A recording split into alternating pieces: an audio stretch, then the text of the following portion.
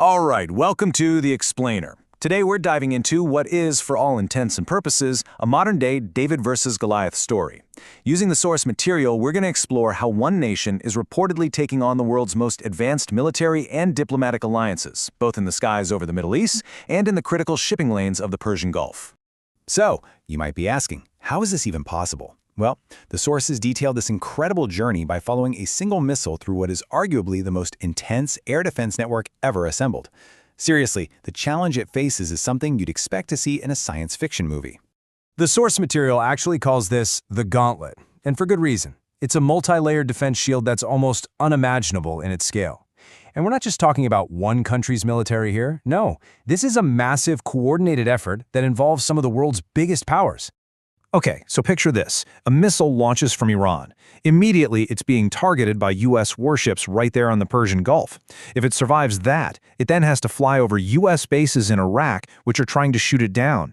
Then, it's met by Jordanian air defenses and cutting-edge U.S. F-35 fighter jets. But it's not over. It's also being targeted from warships in the Red Sea and the Mediterranean. And only if, and this is a huge if, it survives all of that, does it finally face Israel's own incredibly sophisticated, multi-layered defense systems. And this is where it gets really astonishing. The sources report that even with those overwhelming odds, after running that insane gauntlet of firepower, some missiles still get through. A few of them actually manage to breach every single one of those layers.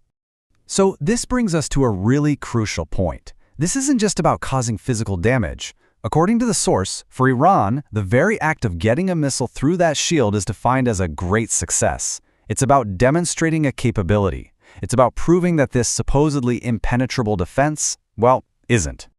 Now, this strategy of challenging a much more powerful force isn't just happening in the air. The source material shows us a parallel story that's unfolding at sea. It mirrors this exact same theme of an asymmetric fight, just on a completely different front. So let's pivot. The sources describe a very different, but just as intense situation developing in the Persian Gulf, all centered around that critical choke point, the Strait of Hormuz. What we're talking about here is a massive naval blockade that has reportedly brought commercial shipping to a dead stop. Think about this. Over 1,000 cargo ships just stuck in a huge maritime traffic jam, unable to move. And as you can imagine, that sparked a major international crisis. Now, the backdrop to this crisis is a really bold claim of total naval supremacy.